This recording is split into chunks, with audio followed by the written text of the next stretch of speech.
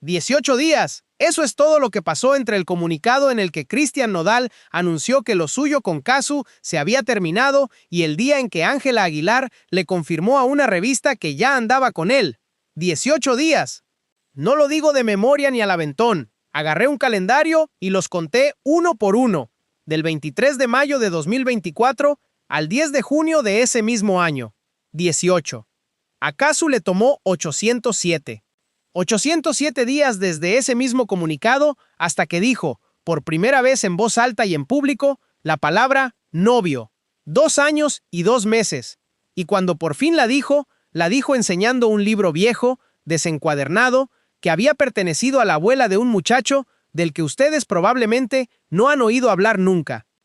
Y ahí no acaba. Hay algo más grande, que les voy a contar completo en la última parte de este video, porque necesito que primero tengan las fechas bien puestas en la cabeza para que les caiga el 20. Mientras ella se tomaba 2 años enteros para dejar entrar a alguien, del otro lado había un expediente judicial en el que un juez tuvo que poner por escrito una frase sobre el papá de esa niña. 4 palabras. El silencio del progenitor. Esa frase existe, está en una resolución de verdad y les voy a contar exactamente de dónde salió y qué firma faltaba. Y lo que está en juego, para que no crean que esto es nada más un chisme de novios, es esto. Cristian Nodal presentó él mismo una demanda el 4 de noviembre de 2025, pidiéndole a un juez de Jalisco que le definiera la custodia, que le fijara un régimen de visitas y que le pusiera una pensión provisional. Hoy, 15 de agosto, esa demanda cumple 284 días sin poder avanzar, porque todavía no consiguen notificarla. 284 días. Y en ese mismo tiempo, ella acabó una gira por Estados Unidos, otra por Bolivia, y encontró con quién. ¿Cómo se le escapa a una mujer que lleva 2 años sin decir una palabra de su vida privada, justo la palabra que todo el mundo estaba esperando? ¿Por qué la prensa mexicana, que le cuenta a Casu hasta las respiraciones, tardó 6 días completos en enterarse de algo que estaba publicado y a la vista? ¿Quién es el hombre al que ella no le puso nombre? ¿Y por qué él, que sí fue localizado por una periodista, pidió que lo dejaran en paz con una frase que ya quisieran muchos? En este video les voy a dar las 8 fechas de mayo y junio de 2024, una por una, con los días contados entre ellas. Les voy a dar la frase textual completa que dijo Casu, palabra por palabra. Les voy a decir quién es él, de dónde salió, qué edad tiene y a qué se dedicaba antes. Y les voy a leer lo que dice el expediente. Pero antes, quiero que me contesten una cosa en los comentarios, porque de esto se va a hablar todo el día de hoy. 18 días para rehacer la vida. ¿Es duelo o es prisa? Contéstenme sin miedo, que aquí nos leemos todas. Vámonos a la escena.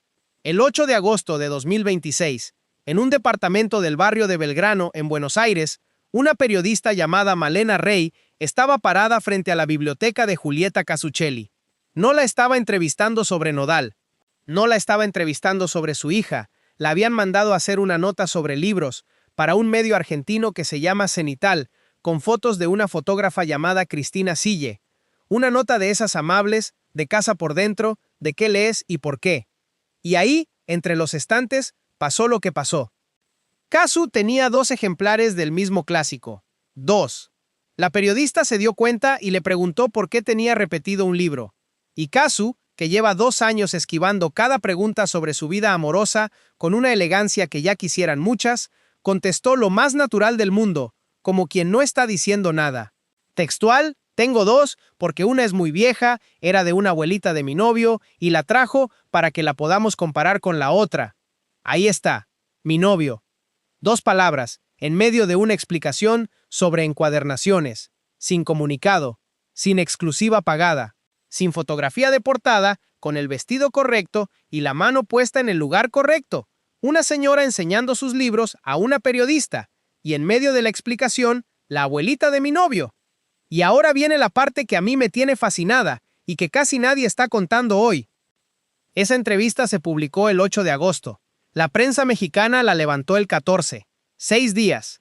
6 días completos en los que la confesión más buscada del espectáculo latino estuvo publicada, en abierto, en internet, gratis, para quien quisiera leerla.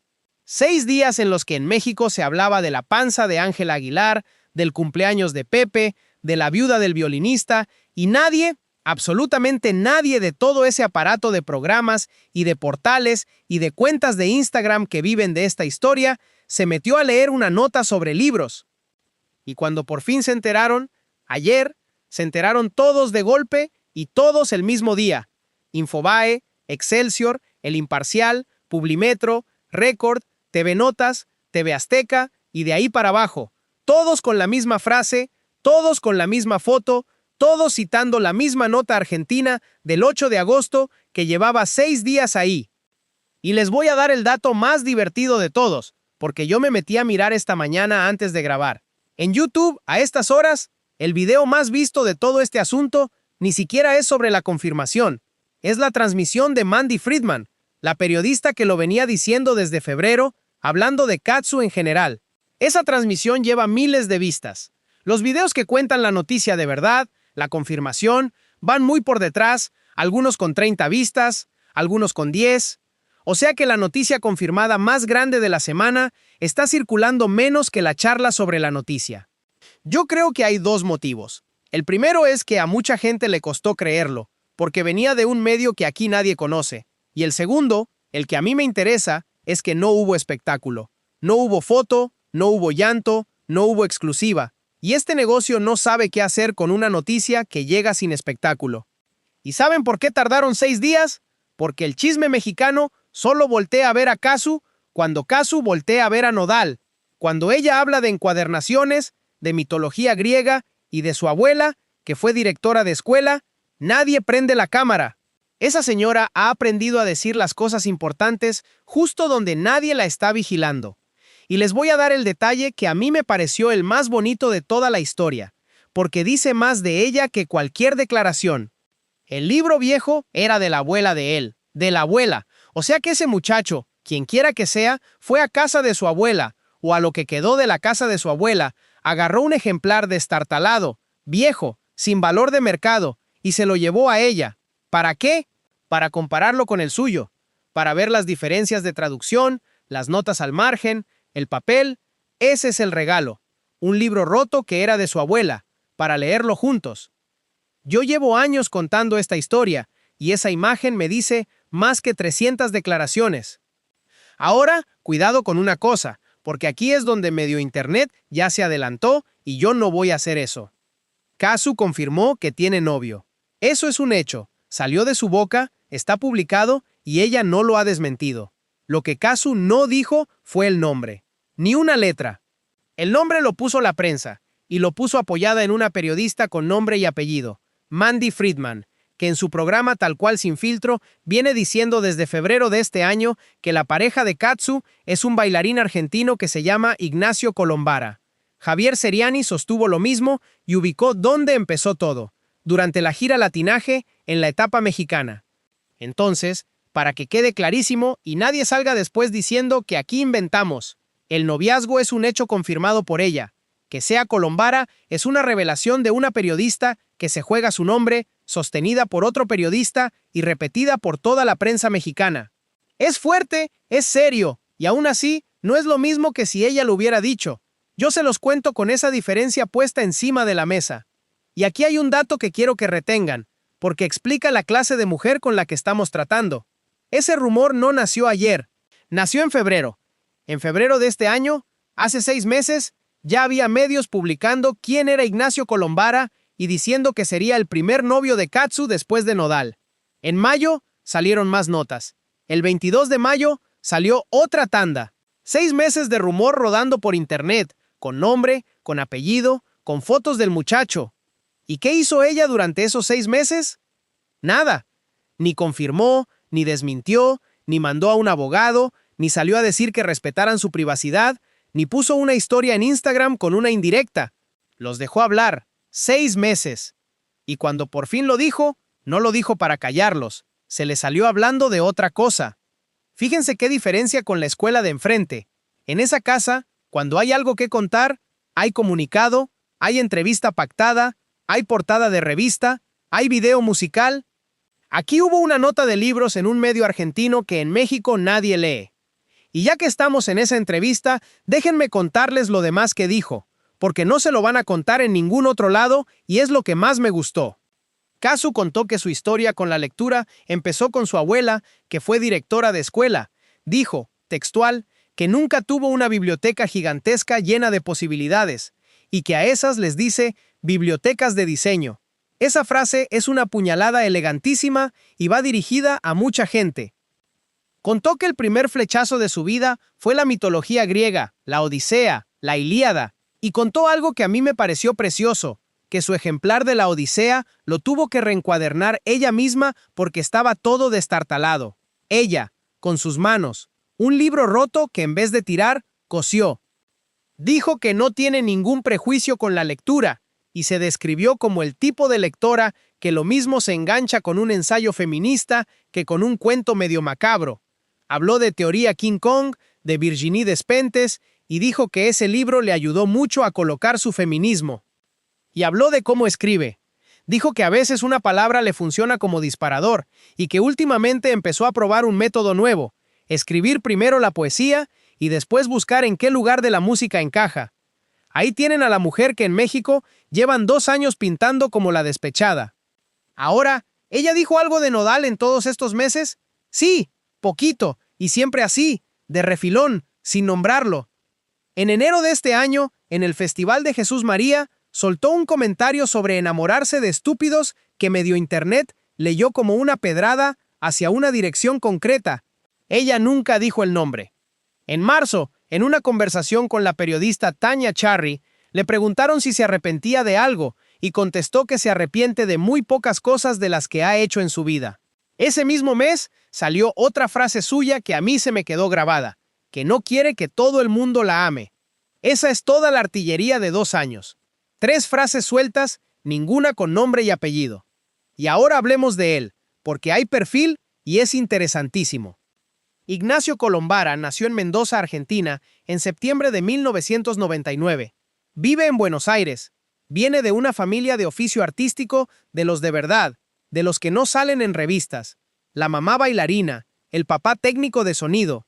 Y aquí está el dato que a mí me voló la cabeza. Desde los 6 años trabaja como actor de doblaje. 6 años. O sea que ese señor lleva prácticamente toda su vida prestando la voz a personajes de series y de películas, incluidas producciones de Disney y de Marvel.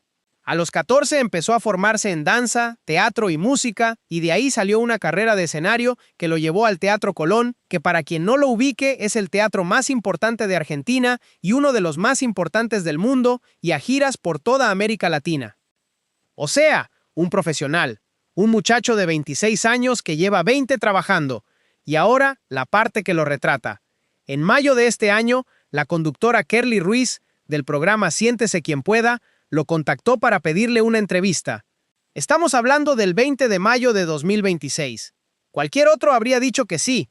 Cualquier otro habría visto la oportunidad de su vida. El novio de Katsu, la ex de Nodal, en cadena hispana. Miren lo que contestó, textual. Mira, no estoy dando entrevistas, perdóname. Es que estoy en una situación que prefiero mantenerme alejado de los medios. Espero que me entiendas. Quizá más adelante podríamos hacer una, pero en este momento prefiero mantenerme en silencio. Perdóname. Espero que me entiendas. Prefiero mantenerme en silencio. Guarden esa palabra, silencio, porque va a volver en este video de una manera que no se están imaginando, y cuando vuelva, les va a doler. Este muchacho tuvo la puerta abierta para convertirse en personaje, y la cerró con educación. Y ahí es donde una empieza a entender por qué a esta mujer le tomó 807 días. Porque estaba esperando exactamente esto, a alguien que no quiera el micrófono. Déjenme cerrar esta parte con la pregunta obligada, que es la que todo el mundo se hizo ayer. ¿Y qué dijeron los Aguilar? ¿Qué dijo Nodal? Nada. Al momento de grabar este video, nada. Ni un comunicado, ni una historia de Instagram, ni una indirecta en un concierto. Silencio de los 2 lados de esa casa. Y yo no voy a ser como otros y decirles que ese silencio significa algo.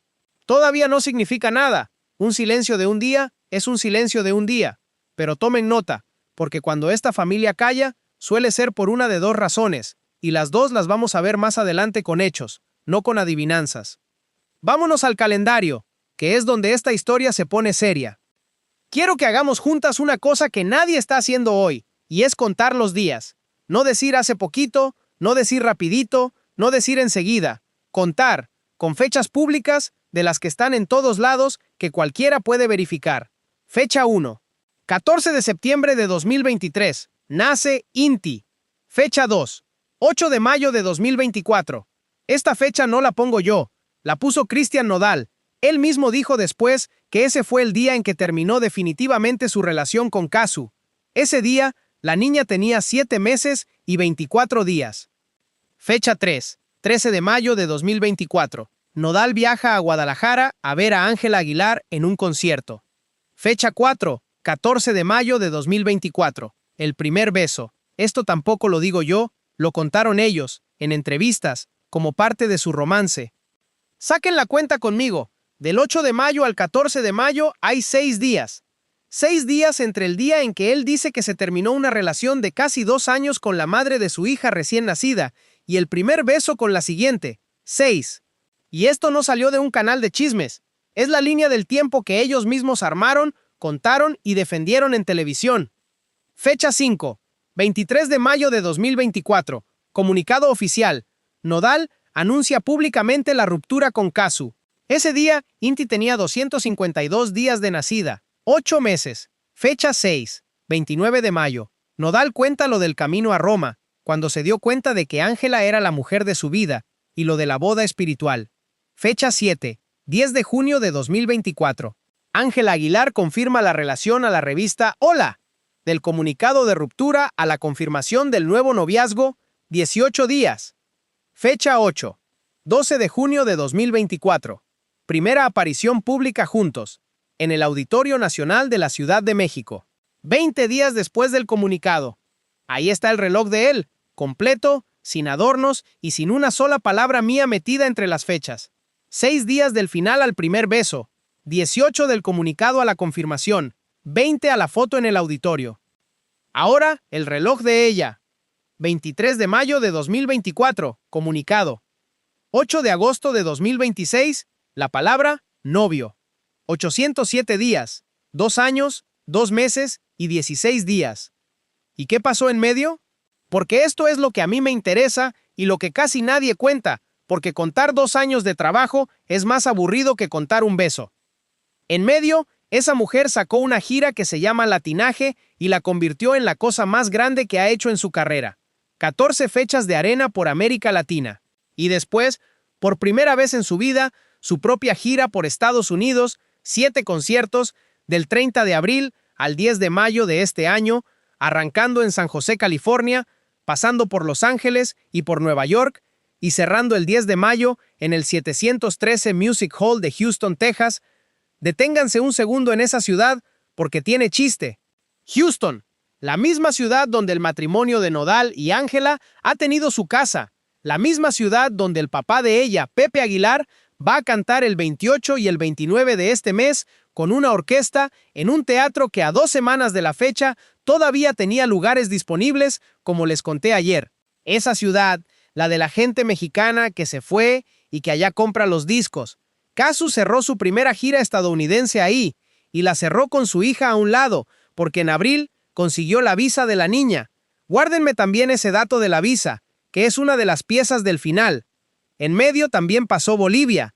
Hace nada, el 5, el 7 y el 8 de agosto de este año, 3 conciertos, Santa Cruz, La Paz y Cochabamba. Y en vez de llegar, cantar sus canciones y cobrar, esa señora se aprendió un pedazo de Munasquechay, de los Jiarcas, y la cantó en quechua. Bailó saya. Homenajeó a los caporales. Felicitó al país por su independencia. Los videos de reacción de esas 3 noches todavía están subiendo hoy, con miles y miles de vistas, y son de gente boliviana llorando. Y ya que estamos con la gira americana, déjenme darles las fechas, porque aquí hay algo que a esta familia le tiene que estar doliendo y nadie lo ha dicho en voz alta. Arrancó el 30 de abril en el San José Civic en California, el 6 de mayo Nueva York, el 8 de mayo San Antonio, Texas, y el cierre el 10 de mayo en el 713 Music Hall de Houston. 7 conciertos en total, todos anunciados con Live Nation, todos con boletos a la venta desde diciembre. 7 fechas, vendidas, cumplidas, todas. Y ahora, comparen eso con lo que estamos viendo del otro lado este mismo verano, que ustedes lo conocen bien porque lo hemos contado aquí paso por paso. Fechas de Pepe Aguilar que se cayeron en Estados Unidos por ventas bajas. Su propio hijo, Emiliano, saliendo en mayo a decírselo por escrito y en público. Y ahora 2 noches en Houston a las que, a 2 semanas del concierto, todavía le sobraban lugares. Una argentina que canta trap hizo 7 fechas seguidas en Estados Unidos, en teatros, sin problema, en su primera gira allá, en su vida. Y a mí eso me parece la cosa más elocuente de toda esta historia, porque el público mexicano de Estados Unidos es el más difícil de todos. Ese público perdona poco, es gente que se fue, que trabaja doble, que compra el boleto con dinero contado y que decide con el bolsillo. Cuando esa gente deja de comprar, no manda una carta, simplemente no va. Y este año fueron a ver a Casu. Y hay otra cosa de esos 2 años que a mí me pesa más que las giras, porque tiene que ver con la niña y con lo que se pierde el que no está. En septiembre de 2024, cuando Inti cumplió 1 año, Casu publicó una foto inédita del día del parto y escribió que hacía 1 año nacía la luz de su vida. En abril del año pasado compartió un video con las primeras palabras de la niña y la prensa lo tituló con una pregunta que a mí me pareció durísima. ¿Se lo perdió Cristian Nodal? Las primeras palabras. Eso pasa una vez. Eso hizo ella con esos 2 años. Trabajar, viajar con la niña, cantar en un idioma que no es el suyo, para hacerle un cariño a un país que no es el suyo y callarse la boca de lo demás. Y déjenme decirles una cosa, con cariño y con la mano en el corazón, a esta mujer la llamaron amargada, la llamaron resentida, la llamaron despechada. Durante 2 años, cada vez que no decía nada, salía alguien a decir que era porque no lo había superado, que estaba enganchada, que se le notaba. Yo lo leí en los comentarios de mis propios videos, y ustedes también. 807 días de la boca cerrada mientras se armaba la gira más grande de su vida. Ahora ustedes díganme quién no lo había superado. Y ahí les va la segunda pregunta del día, que quiero leer en los comentarios. A las que dijeron que Casu estaba amargada, ¿les debe alguien una disculpa? Yo tengo mi respuesta, pero me interesa más la de ustedes. Ahora, para ser justas, hay que contar el otro reloj también. ¿Qué pasó en esos mismos 2 años del otro lado, en la casa que ganó la carrera de los 18 días? Pasó mucho, y casi todo hacia abajo. En abril de este año, Javier Seriani contó que Ángela Aguilar se había salido de la casa que compartía con Nodal en Houston en medio de una crisis matrimonial y que se había refugiado en el rancho de su mamá, Annelise Álvarez, en Magnolia, Texas. Seriani puso hasta la fecha, martes 14 de abril. Ese mismo mes se habló de una boda religiosa que se habría cancelado y de un video musical que encendió todo. Esos son revelaciones de periodista, con nombre y apellido. Ni él las presentó como sentencia, ni yo se las voy a vender como tal, pero las contó, y las contó con fecha. Pasó lo del Hollywood Bowl, que a mí me sigue pareciendo lo más torpe que ha hecho esa familia en Estados Unidos. Padre e hija, sobre el escenario, en Los Ángeles, hablando de la importancia de la legalidad y del respeto a las leyes americanas delante de un público mexicano. En TikTok se les fueron encima, y con razón. Y el que salió a burlarse de su propio papá y de su propia hermana fue Emiliano Aguilar, el hijo que ellos no nombran. Pasó lo de las fechas canceladas. En mayo, Emiliano le mandó a Pepe un mensaje público por los conciertos cancelados en Estados Unidos y por las ventas bajas. Y a estas alturas del año, con lo de Houston de este mes, ese asunto sigue exactamente igual.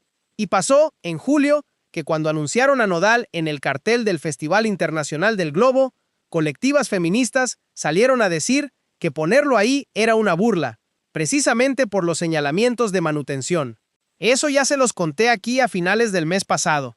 Y pasó lo de este mismo mes, que muchas ya lo vieron. El 2 de agosto, Nodal cantó en la Feria de Huamantla, en Tlaxcala, en la edición 152 de esa feria, con boletos que iban de 200 a 1,200 pesos. Y antes de eso estuvo lo del cartel de León y lo del Festival del Globo, donde el organizador acabó pidiendo disculpas a quien no lo quisiera ver. Esas 2 cosas también las contamos aquí, el 31 de julio y el 4 de agosto. Un artista que hace unos años llenaba estadios ahora tiene que ser defendido por los que lo contratan. Pongan los 2 relojes uno al lado del otro. En uno, 14 arenas, 7 fechas en Estados Unidos, 3 noches en Bolivia y una entrevista sobre libros. En el otro, una casa de la que alguien se sale, un discurso que se les revierte, unas fechas que se caen, un cartel que hay que defender y una feria de pueblo con boletos de 200 pesos. Y que quede claro, porque aquí no venimos a burlarnos del que canta en una feria. Una feria de pueblo es trabajo honrado y de eso vive medio México. Lo que llama la atención es el recorrido, de dónde venía y a dónde llegó en el mismo tiempo en el que la otra iba en dirección contraria. Ahora, yo no vine a hacerles una porra, vine a contarles la historia completa, y la historia completa incluye una cosa incómoda que hay que decir. Que Nodal rehiciera su vida en 18 días no es un delito. Nadie va a la cárcel por enamorarse rápido. Órale, cada quien se cura como puede y hay gente que se cura con otra persona. Si esto fuera nada más una carrera de a ver quién tarda más en tener pareja, sería un chisme bonito y hasta ahí. El problema es otro, y es el que vamos a ver ahora. Porque los mismos 18 días que él tuvo para lo suyo se convirtieron, del otro lado, en meses y meses de trámites, de escritos, de audiencias y de firmas que no llegaban. La velocidad para una cosa y la lentitud para la otra viven en el mismo calendario y en la misma persona, y eso ya no es cuestión de gustos. Vámonos al expediente. Esta parte hay que empezarla en agosto del año pasado, porque ahí fue donde ella habló por primera vez de dinero. En agosto de 2025, Casu dijo públicamente dos cosas: que la manutención que pasaba Nodal era insuficiente y que él pasaba poco tiempo con su hija. Esas dos frases encendieron todo lo que vino después. En noviembre, el 4 de noviembre de 2025, Cristian Nodal presentó una demanda ante un juzgado familiar de Jalisco. Fíjense bien en lo que pidió, porque es importante y casi nadie lo lee con calma. Le pidió al juez 3 cosas: que definiera la custodia legal, que estableciera un régimen de visitas y que fijara una pensión provisional. Léanlo otra vez. Un señor pidiéndole a un juez que le diga cuándo puede ver a su hija. El 19 de diciembre, un juez admitió la demanda, y ahí empezó una historia de trámite que ya lleva casi un año. Como Casu vive en Argentina, hay que notificarla por la vía diplomática. El 18 de marzo de este año, la Cancillería mexicana recibió la petición del juzgado de Jalisco para notificarla. Y mientras esa notificación no se complete, el asunto no avanza. Hoy, 15 de agosto, esa demanda cumple 284 días desde que se presentó. Sin resolver, sin custodia definida, sin régimen de visitas. 284 días para lo que él sí quería que fuera rápido. Y mientras esa demanda mexicana se atoraba en la Cancillería, en Argentina el pleito sí avanzaba, y avanzaba de una manera que a mí me parece la clave de todo. El 17 de junio de este año hubo audiencia en Buenos Aires. Los dos, cara a cara, por el mismo asunto. Bueno, cara a medias. Ella estuvo en el juzgado, en persona, sentada. Él participó por videollamada, según se informó, por compromisos de su gira. Y ahí, ella pidió 2 cosas que hay que entender bien porque se han contado mal por todas partes. La primera, la libertad parental sobre su hija. En cristiano, poder decidir sobre la niña, moverla, sacarla del país, sin depender de una firma que a veces llega y a veces no. La segunda, y esta es la que a mí me dejó pensando toda la tarde, rechazó un acuerdo inicial de manutención porque, según ella, no cubría lo que de verdad cuesta criar a una niña. Y después pidió que esa pensión se anulara, para mantenerla sola. Léanlo otra vez despacio, porque tiene una carga tremenda. Una mujer diciéndole a un juez que prefiere no cobrar nada antes que cobrar una cantidad que considera un insulto. Yo entiendo que haya gente a la que eso le parezca orgullo mal entendido, y lo respeto. Hay señoras que me van a escribir hoy diciéndome que el dinero de un padre es de la hija y no de la madre, y tienen razón en el fondo. Pero también entiendo lo otro. Hay un momento en que una prefiere trabajar el doble antes que seguir sentada en la mesa de negociación con alguien que le mide los pesos. Y por si les falta el contexto, esto no salió de la nada. Ya en agosto del año pasado, ella había dicho públicamente que la manutención era insuficiente y que él pasaba poco tiempo con la niña. Un año después, en un juzgado, lo llevó a las últimas consecuencias. Y en medio de todo eso, en febrero de este año, Nodal salió a explicarse. Dijo, hablando de por qué no ve a su hija, una frase que se hizo famosa, que su silencio y su distancia no eran abandono. Guarden esa frase también, su silencio y su distancia. Y ahora sí, llegamos a donde les prometí que íbamos a llegar desde el principio. Retrocedamos a diciembre pasado. Kazu necesitaba sacar a su hija del país. Tenía la gira encima, la gira estadounidense, las fechas ya vendidas, los boletos de 7 ciudades en la calle. Y para que una niña de 2 años salga de Argentina con uno solo de sus padres, hace falta la autorización del otro. Es un papel, una firma. El 23 de diciembre de 2025 notificaron al padre para que autorizara esos viajes. No contestó. No dijo que no. No puso condiciones.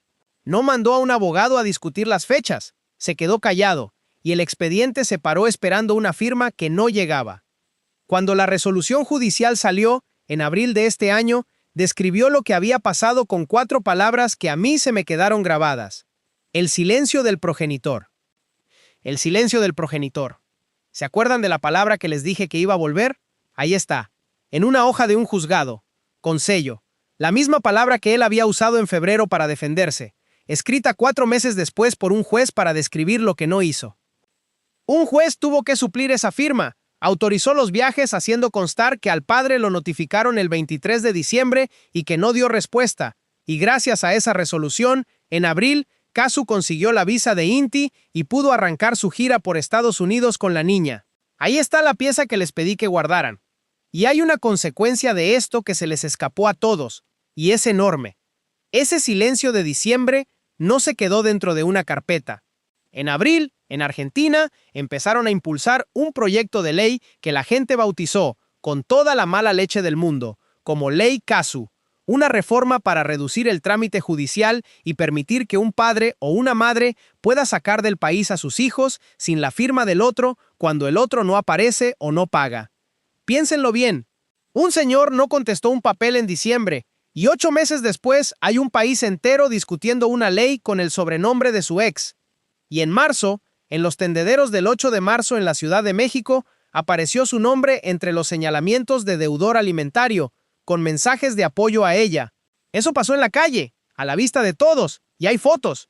Ahora júntenme todo, que es lo que quiero que se lleven de este video. De un lado, un señor que le pide a un juez que le fije un régimen de visitas, y cuya demanda lleva 284 días atorada. Un señor que en junio, cuando hubo audiencia en Buenos Aires, apareció por videollamada mientras ella estaba ahí, en persona, sentada en el juzgado, pidiendo la libertad parental sobre la niña. Un señor que en febrero salió a explicar públicamente que su silencio y su distancia no eran abandono, y que en diciembre no había contestado un papel. Y del otro lado, un muchacho de 26 años que baila en la gira de ella y que, según Mandy Friedman, va con ella a todos lados. La periodista lo dijo con estas palabras. Inti lo quiere mucho, él quiere mucho a Inti, y pues todos conviven. Y ahí me detengo, porque esto hay que decirlo con precisión de cirujana. Eso último es una revelación de una periodista, no un documento. No hay foto, no hay declaración de Kazu, no hay papel.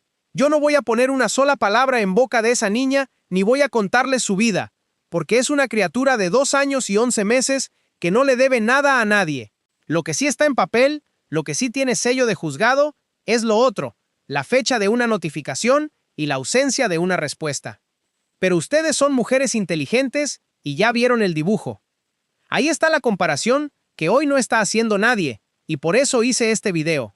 La gente se está peleando en internet por quién tiene novio más guapo, y el asunto de fondo es otro completamente distinto.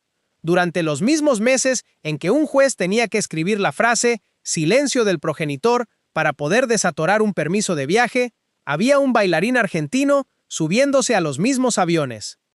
Yo no juzgo a nadie por enamorarse, juzgo por lo que se firma y por lo que no se firma.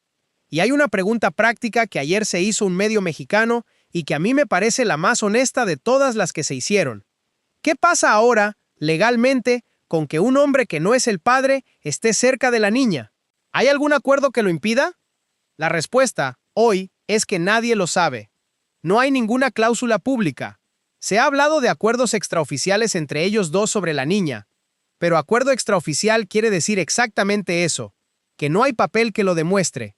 Y todo lo que hay pendiente en el juzgado de Jalisco, que es precisamente lo que definiría custodia y visitas, lleva 284 días parado. O sea que la pregunta se contesta sola, y se contesta de la manera más incómoda. Mientras el papel no exista, la vida sigue pasando. Y la vida de una niña de 2 años y 11 meses pasa muy rápido. Pasa en primeras palabras, en cumpleaños, en aviones, en las manos que la suben a la cama. Los 2 años que a una le sirvieron para reconstruirse, al otro se le fueron en un trámite que él mismo abrió.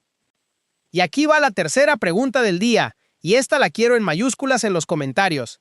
En la vida de una niña, ¿quién pesa más? ¿El que está todos los días o el que discute papeles a distancia? Contéstenme. Ahora, hay un pedazo más de esta historia que ya se puso a rodar anoche y que yo les voy a contar como lo que es, sin adornarlo. Desde ayer por la noche hay transmisiones en vivo en YouTube diciendo que Nodal habría reventado de celos por lo del bailarín y que habría tenido un pleito a gritos con Annelise Álvarez, la mamá de Ángela. Uno de esos programas puso la palabra celos en el título y otro anunció que se le abrió un micrófono a Pepe Aguilar. Miren, eso circula, y circula fuerte, con miles de vistas en unas cuantas horas. Pero yo no tengo un audio, no tengo un documento, no tengo a una periodista poniendo la cara con nombre y apellido. Así que se los cuento como versión que circula, no como hecho, y si aparece una prueba pública, cambia la lectura y volvemos a hablar de esto. Yo prefiero llegar tarde y llegar bien. Ahora, ¿se acuerdan de que al principio les dije que cuando esa familia se calla, suele ser por una de 2 razones? Ya tenemos los hechos encima de la mesa, así que se los cierro. La primera razón es que no les conviene contestar. Cuando la noticia los pone en el lugar del que llegó tarde o del que no firmó, callar es la mejor jugada de relaciones públicas que tienen, porque cualquier respuesta obliga a hablar de fechas, y las fechas, en esta historia, están todas del mismo lado. Ustedes lo vieron con lo de la viuda del violinista la semana pasada, silencio absoluto. Lo vieron con lo del permiso de viaje, silencio absoluto. Y lo están viendo con esto. La segunda razón es más simple y más humana, que estén ocupados apagando su propio incendio. Porque en esa casa, según lo que contó Javier Seriani en abril, ya había una crisis matrimonial con mudanza incluida. Y quien está apagando lo suyo no sale a comentar lo ajeno. Fíjense en el detalle, porque es finísimo. Del rumor de embarazo de Ángela llevamos 6 días sin una palabra de ellos. De la confirmación de Casu llevamos 1 día sin una palabra de ellos. La misma casa, 2 noticias completamente distintas, la misma respuesta, nada. Antes, esta familia contestaba todo. Salían a los medios, daban entrevistas, ponían comunicados, hacían videos musicales para explicar su versión de las cosas. Cuando una casa que siempre contestó deja de contestar, algo cambió adentro. Y déjenme cerrarles el capítulo con la comparación más incómoda de todas, porque es de esta misma semana. Mientras en Bolivia Casu llenaba 3 arenas y decía sin querer la palabra novio en una nota sobre libros, en México la conversación de estos 7 días fue esta: que si a Ángela Aguilar se le vio la ropa holgada en el cumpleaños de su papá y por eso ya está embarazada, que si no la vieron tomar alcohol, que si la tía salió al aeropuerto y contestó que la ve hermosa, y ya. 6 días de eso, 6 días de leerle la ropa a una muchacha, y la única noticia confirmada de la semana, dicha por la protagonista con su propia boca, estaba publicada desde el 8 de agosto en un medio argentino que nadie abrió. Así de bien informado está el negocio del chisme. Vamos cerrando, y quiero volver al principio, al libro. Piensen otra vez en la escena, porque es lo único de esta historia que a mí me parece de verdad bonito. Un departamento en Belgrano, una periodista mirando estantes, una mujer que cuenta que su relación con la lectura empezó con su abuela, la directora de escuela, que dice que nunca tuvo una biblioteca gigantesca llena de posibilidades, que reencuadernó ella misma, a mano, un ejemplar de la Odisea que se le estaba cayendo a pedazos. Y ahí, entre esos estantes, 2 ejemplares del mismo clásico, uno nuevo, uno viejo, que era de la abuela de un muchacho que se dedica a poner voces desde los 6 años y que, cuando le ofrecieron un micrófono nacional para hablar de ella, pidió por favor que lo dejaran en silencio. De ahí salió la noticia, de un estante. Al principio de este video les prometí que íbamos a hablar de lo que está en juego, y era esto: una demanda que un señor presentó hace 284 días para que un juez le dijera cuándo puede ver a su hija, y que sigue sin poder avanzar. Un permiso de viaje que se atoró desde el 23 de diciembre porque nadie contestó. Una ley que en Argentina lleva el sobrenombre de su ex. Y 4 palabras con sello de juzgado que ya no se van a borrar de esta historia nunca. El 14 de septiembre, esa niña cumple 3 años. Falta un mes justo. Y para entonces, si nada cambia, la demanda que su papá presentó va a cumplir 314 días sin resolverse. 314 días para conseguir un régimen de visitas. 18 para conseguir una novia. Y con esa cuenta me despido, con la pregunta que quiero que se lleven a la cocina mientras se sirven el café. Cuando una persona tarda 2 años en volver a decir la palabra novio, ¿qué estuvo haciendo todo ese tiempo? ¿Curándose o esperando a alguien que no quisiera el micrófono?